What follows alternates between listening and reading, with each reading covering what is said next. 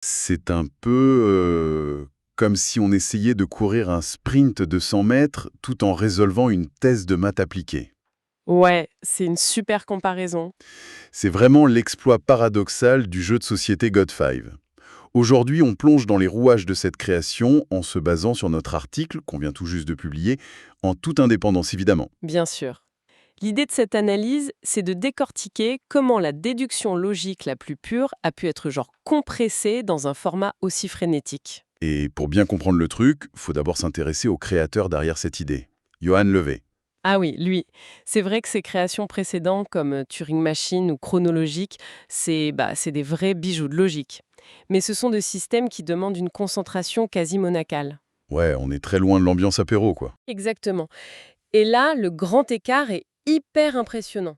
Passer d'une ambiance laboratoire de recherche à une expérience super nerveuse bouclée en 15 minutes et accessible dès 8 ans, c'est totalement inattendu. Mais du coup, la vraie question, c'est de savoir comment on évite de perdre en profondeur.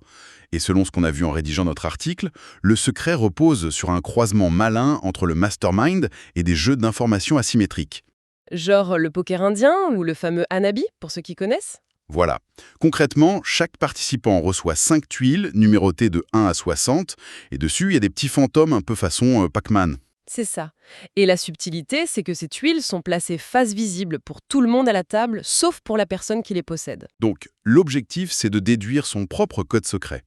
Et pour maintenir ce rythme de sprint dont on parlait, les actions possibles à son tour sont vraiment limitées. Ouais, t'as que deux choix en fait.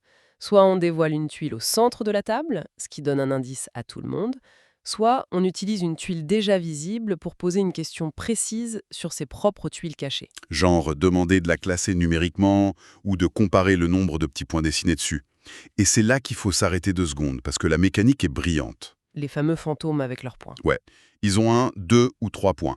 Si je demande est-ce que ma tuile mystère est plus grande que cette tuile à 2 points au centre?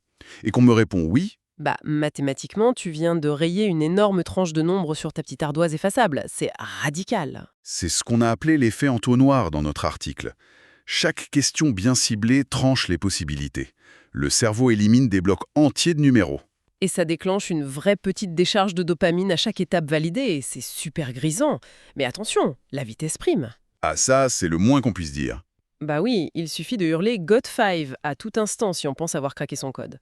Et la victoire est immédiate. Sauf que, et c'est là le piège, si on crie ça et qu'il y a une erreur sur un seul malheureux chiffre, c'est l'élimination directe. Aïe. Et là-dessus, j'ai quand même une vraie réserve. Pour un jeu soi-disant familial, se faire sortir aussi brutalement à la première erreur et devoir regarder les autres s'amuser avec un petit sourire sadique, C'est très punitif, c'est clair. mais c'est la recette parfaite pour une crise de larmes autour de la table, non? Ça me paraît hyper dur. La frustration est bien là, on peut pas le nier. Mais en fait, cette punition, c'est le moteur même de la tension psychologique du jeu. Sans le spectre de l'élimination, il n'y a plus aucun enjeu, plus d'adrénaline. C'est vrai. Ça devient une simple course mathématique. Exactement. Là, l'expérience se transforme en une gestion du risque extrême. Est-ce qu'il faut attendre la certitude mathématique, au risque de se faire devancer, ou tenter un gros coup de poker avec une chance sur deux? Donc, en gros, les défauts qu'on pointe dans notre article, genre l'élimination brutale ou le fait que la stratégie devienne un peu répétitive, c'est finalement le prix à payer pour cette tension. C'est tout à fait ça. C'est d'ailleurs ce qui justifie notre note de 4 étoiles. Pour reprendre la métaphore du texte, c'est un véritable bonbon ludique, mais un bonbon qui pique très fort les gencives. J'aime beaucoup cette image. On note quand même au passage que la chance joue pas mal lors de la distribution initiale. Si quelqu'un commence avec des tuiles super faciles à déduire, il y a un net avantage. Oui, il faut l'avouer. Mais malgré ça, réussir à condenser une telle charge de réflexion dans ce qu'on appelle un snacking ludique de 15 minutes, ça reste un vrai triomphe. Carrément. Ça prouve surtout que la profondeur intellectuelle, elle n'exige plus forcément un silence glacial pendant 2 heures. Et ça m'amène à une perspective finale assez vertigineuse en fait. Ah, laquelle? Si des concepteurs arrivent aujourd'hui à transformer de la pure logique mathématique en un sprint générateur de dopamine, quelles autres activités intellectuelles ou même professionnelles pourraient subir le même traitement? Oh, c'est super intéressant ça. Imagine un peu. Si on pouvait repenser des réunions stratégie super longues, ou l'apprentissage de sujets hyper arides avec cette même urgence et cette déduction immédiate. le quotidien serait sans doute beaucoup plus captivant, non? Ah bah c'est clair que ça changerait la donne. Ça donne vraiment matière à réflexion pour tout ce qui est éducation ou même management.